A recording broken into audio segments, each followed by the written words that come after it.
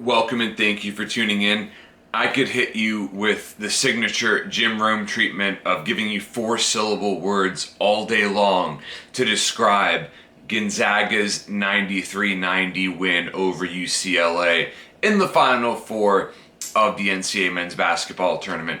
Unbelievable, incredible, unfathomable, but I will spare you. This was just simply one of the best college basketball games I have ever seen, with an ending that I will never forget, with Jalen Suggs hitting a super long three-pointer off the backboard as time expired in overtime to give Gonzaga the victory and send the Zags to the championship game, taking on Baylor and giving Gonzaga the opportunity to be the first team to go undefeated through an entire college basketball season for the first time since Indiana back in the 70s under Bob Knight.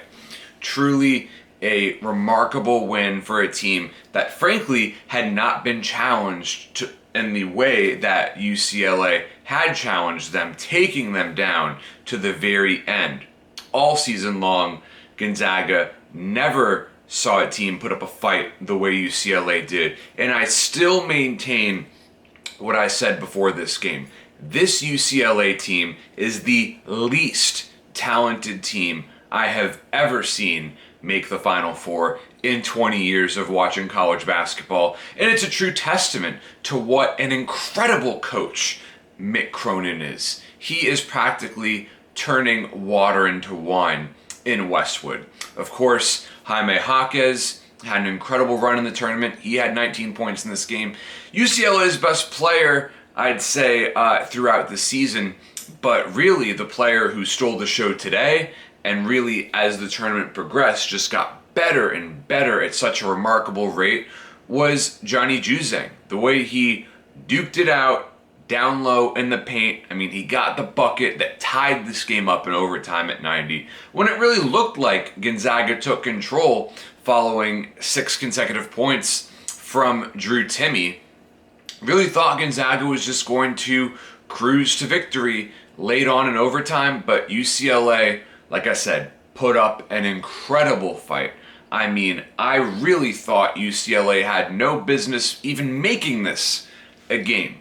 They were outmatched against Gonzaga, but they still found a way to nearly pull off what would have been one of the greatest upsets in NCAA tournament history, and it would have been in the Final Four. Such an improbable run.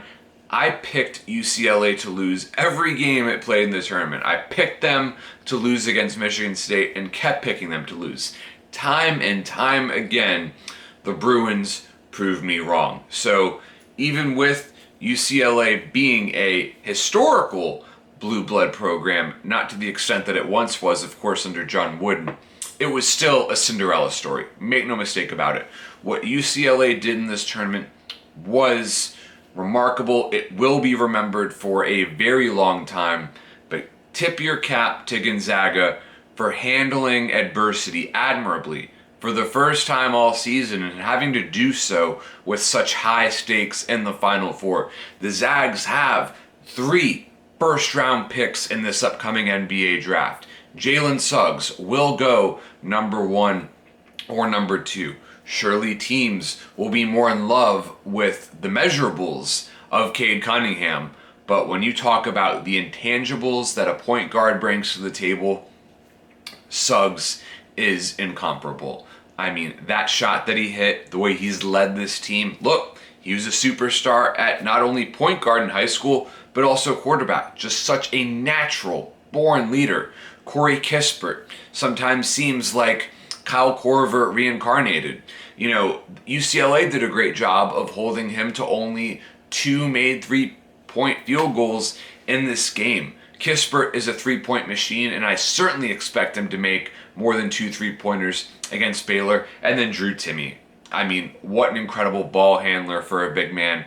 By far the best footwork of any big man playing college basketball. He will absolutely be a first-round pick in the NBA draft. I'm sure there are tons of scouts who watched his game tonight and were salivating, with his 25-point performance to lead the Zags. Timmy, incredible player. Love his game. Look, on most college basketball programs, Joel Ayayi would be the number one offensive option, but at Gonzaga, he's the fourth. But of course, Ayayi was counted on early and often tonight and delivered the goods. Such a efficient performance from him.